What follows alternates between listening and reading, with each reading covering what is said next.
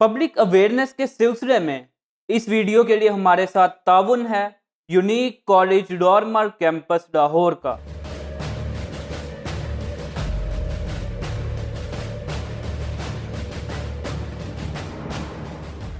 बिस्मिल्लाहिर्रहमानिर्रहीम, अस्सलाम वालेकुम।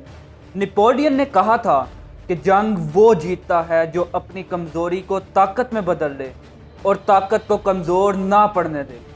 बरतानिया, रूस और अमेरिका के खिलाफ जंगों में मकसद यानी ऑब्जेक्टिव का फ़र्क ही अफ़गानों की सबसे बड़ी ताकत था, जिसे उन्होंने कमज़ोर ना पड़ने दिया और अपनी कमज़ोरी यानी गुर्बत और पसमानदगी यानी बैकवर्डनेस को ताकत में तब्दील करके वो तारीखी कामयाबियाँ हासिल की कि दुनिया हैरान रह गई। आज की मिस्ट्री ये है कि वो क्या सीक्रेट थे जिनकी वजह से एक छोटा और कमज़ोर मुल्क अफ़गानिस्तान 3 सुपर पावर्स बरतानिया, रूस और अमेरिका को शिकस्त देने में कामयाब हुआ।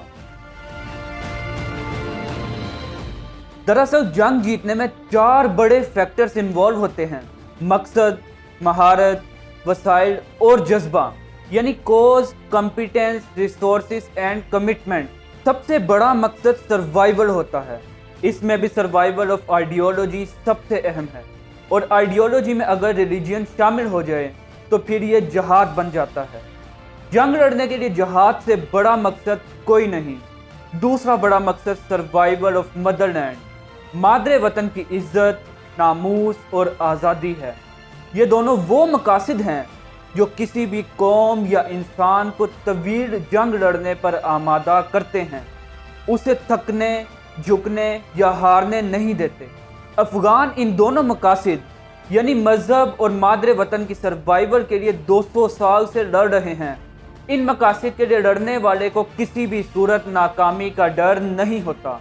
इनका ईमान होता है कि मुल्क व कौम की खातिर अल्लाह की राह में लड़ते हुए कामयाबी यकीनी है। जंग की तबाही, इकॉनमी की बर्बादी, गुर्बत की इंतहा, हत्ता के जान की कुर्बानी भी नाकामी नहीं बल्कि शहादत है।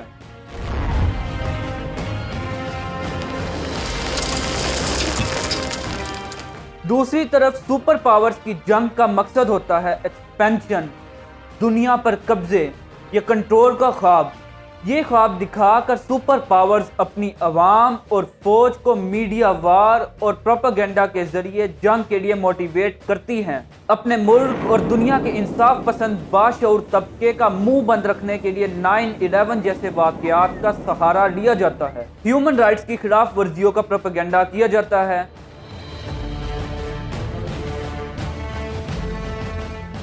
एक्चुअली सुपर पावर्स के हमलों के पीछे असल कुव्वत इन मुल्कों की military and political leadership, bureaucracy और बिजनेस एलीट का नेक्सस होता है। इस नेक्सस का मकसद एक्सपेंशन और डोमिनेंस के अलावा वार कॉन्ट्रैक्ट के जरिए अपने ही मुल्क का सरमाया लूटना और दूसरे मुल्कों की दौलत पर कब्जा करना होता है। इन मकासद के तहत टेक्नोलॉजी, तबाह कुन वेपन्स और वार स्किल्स की मदद से जंग की इब्तिदा बहुत एग्रेसिव होती है और शिकार मुल्क पर आसानी से कब्जा कर लिया जाता है। लेकिन कब्जे के बाद आम सिपाही में बेमकसदियत पैदा होने लगती है, क्योंकि वो अपने मुल्क से हजारों मील दूर किसी अजनबी मुल्क में काबिल नफरत इंसान की हैसियत से अवाम को डील कर रहा होता है, जुल्म ढा रहा होता है बेकसूर अवाम पर, जिसने उनका या उनके मुल्क का कुछ भी नहीं बिगाड़ा होता। यूं डेजी कटर बमों से मासूम औरतों और बच्चों के चीथड़े उड़ाते हुए ज़मीर के हाथों मजबूर आम सिपाही को एहसास हो जाता है कि एक्सपेंशन दरअसल जुल्म, नाइंसाफ़ी और गैर इंसानी अमल है, जिससे इसका लड़ने का जज्बा ख़त्म होकर रह जाता है और वो दिन गिनने लगता है कि कब उसे छुट्टी मिले और वापस अपने मुल्क जाए। वैसे भी रिसोर्सेज या दौलत पर कब्जे का लालच सिर्फ आला फौजी और सियासी क़यादत को होता है, क्योंकि लूट मार का माल अवाम या आम सिपाही को नहीं मिला करता, सिर्फ फौजी और सियासी एलीट के हाथ ही लगता है। अब सुपर पावर्स की मिलिट्री और सिविल लीडरशिप का मकसद सिर्फ और सिर्फ माल रह जाता है। अफगानिस्तान के पहाड़ों में दफन $3 ट्रिलियन से ज्यादा का माल। इस मकसद के मामले में भी अफगानों की जंगी हिकमत अमली बहुत जबरदस्त रही है।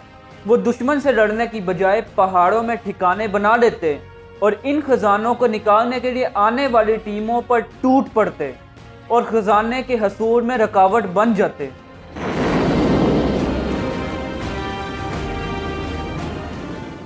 یوں دشمن ملک میں خزانوں کی جگہ جوانوں کی لاشیں جانے لگتی۔ یہ مرحلہ سپر پاورز کے اعصاب پر بہت بھاری ہوتا تھا۔ سپر پاور کابل یا چند شہروں تک محدود ہو کر رہ جاتی۔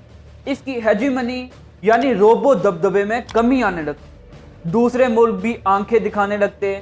جنگ اور قبضے پر اربوں ڈالر خرچ ہونے کی وجہ سے اکانومی ڈسٹرب ہوتی چلی جاتی۔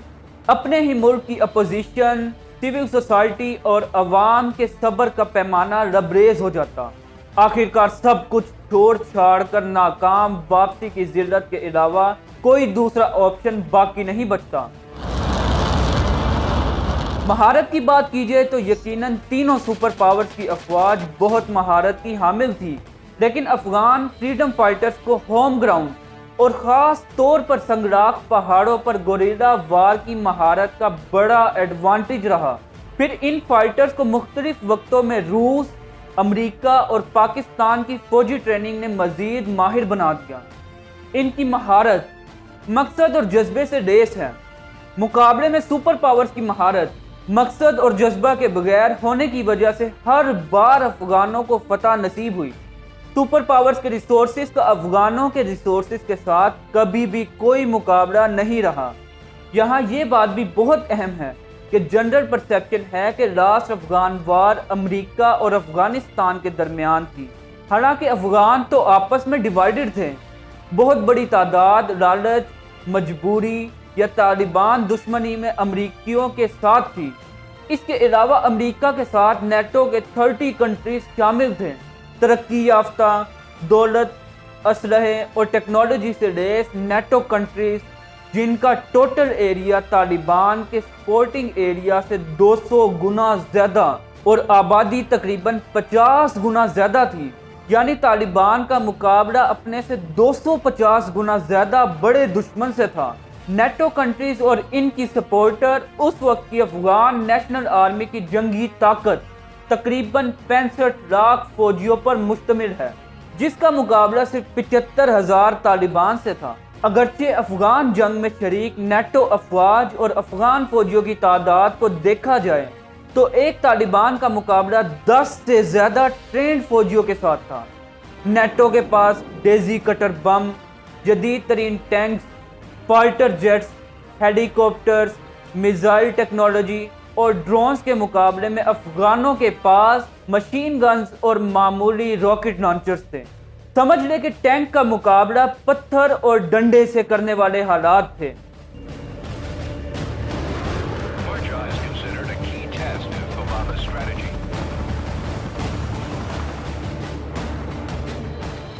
اکانومی کی بات کی جائے تو طالبان کے مقابلے امریکہ اور اتحادیوں کے ریسورسز میں لاکھوں نہیں تو ہزاروں گنا کا فرق ضرور تھا، لیکن افغانوں نے اس بہت بڑی کمزوری کو اپنی طاقت بنا لیا۔ سپر پاورز نے پچھلے 200 سال سے افغانستان میں جو تباہی مچائی، بزنس، انڈسٹری، ایگریکلچر، ایجوکیشن اور سکل، سب کچھ تباہ کر ڈالا۔ اب اگر کچھ بچا ہے تو وہ ہے جنگ۔ جنگ افغانوں کا بزنس ہے۔ روزی روٹی، عزت، غیرت، دین، مذہب، سب کچھ جنگ ہی ہے۔ حالانکہ یہ جنگیں کبھی بھی افغانستان کی جنگیں نہیں تھیں، بلکہ گریٹ گیم اور کولڈ وار کے نام پر دنیا کی بڑی طاقتوں کے درمیان ڈومیننس کے لیے لڑی جانے والی جنگیں تھیں، جو افغانستان کی جیو اسٹریٹجک امپورٹنس کی وجہ سے یہاں لڑی گئی۔ ویسے یہ جیو اسٹریٹجک امپورٹنس بھی ایک بہت بڑی مصیبت ہے اگر آپ کمزور ہیں۔ سپر پاورز کی ان لڑائیوں میں افغان مارے جاتے، لیکن جب ان جنگوں سے بچنے کا کوئی چارہ نہ بچا تو انہوں نے ان جنگوں کو بزنس بنا لیا۔ کچھ ضمیر فروش غدار اقتدار اور مال کے لالچ میں اس وقت کی سپر پاور کے ساتھ مل جاتے۔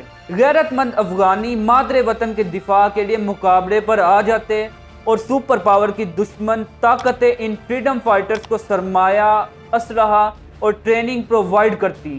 علامہ اقبال نے شاید اسی موقع کے لیے فرمایا تھا کہ پاسباں مل گئے کعبے کو صنم خانے سے۔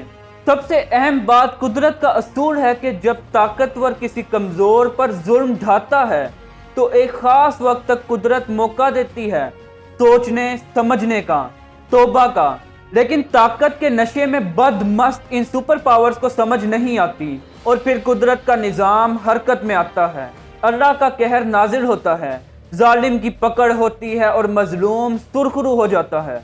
یہ اللہ کا وعدہ ہے اور یہی ہسٹری کا سبق، ویتنام ہو یا افغانستان، ہر جگہ ظالم و جابر حملہ آور کا مقدر بالآخر ناکامی کی ذلت ہے۔ اللہ ابابیل سے ہاتھی مروا دیتا ہے، لیکن 100 سال کی پلاننگ کی دعوے دار یہ بڑی طاقتیں جانے کب سمجھ پائیں گی اور تاریخ کے اس گھنونے چکر سے نکل پائیں گی۔ ہر پاور حملے سے پہلے اپنے تھنک ٹینکس بٹھاتی ہے، پریویس پاور کی غلطیوں کو سٹڈی کیا جاتا ہے، افغانوں کی مہارت اور طاقت پر سالوں ریسرچ ہوتی ہے اور مہینوں تک پلاننگ کی جاتی ہے کہ حملہ کب، کیسے، کس طرف سے کرنا ہے، کس کو ساتھ ملانا ہے، کس کو خریدنا یا دبانا ہے، تاکہ 100% یقینی کامیابی حاصل کی جا سکے۔ لیکن یہ قوتیں ماضی کی غلطیوں سے صرف اتنا سیکھ پاتی ہیں کہ اس بار ظلم اور جبر کی اس غلطی کو نئے طریقے سے کیسے دہرانا ہے۔ یہ نہیں سمجھتی کہ اس غلطی سے بچنا کیسے ہے۔ بدقسمتی سے خطرہ ہے کہ آئندہ بھی ایسا ہی ہو، کوئی چوتھی طاقت آئے، اسی غلطی کو نئے طریقے سے دہرائے اور پھر افغان ہسٹری کے قبرستان میں دفن ہو جائے۔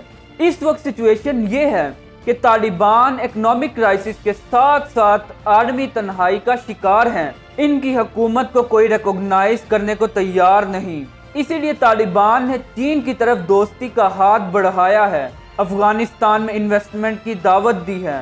چین کا رسپانس کیا ہوگا؟ اگر چائنا یہاں پر انویسٹ کرتا ہے تو افغانستان کے اندر طالبان مخالف دھڑوں کا کیا ری ایکشن ہوگا؟ طالبان اور چائنا کے مشترکہ دشمن امریکہ، نیٹو اور انڈیا کیسے رسپونڈ کریں گے؟ ایک نئی جنگ کے خطرات منڈلا رہے ہیں۔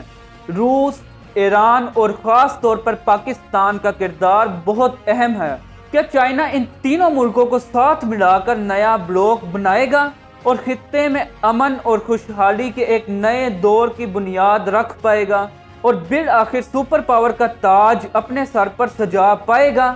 یا امریکہ، انڈیا، روس اور پاکستان کو ساتھ ملا کر چائنا کو جنگ میں الجھانے اور سپر پاور بننے سے روکنے میں کامیاب ہو جائے گا؟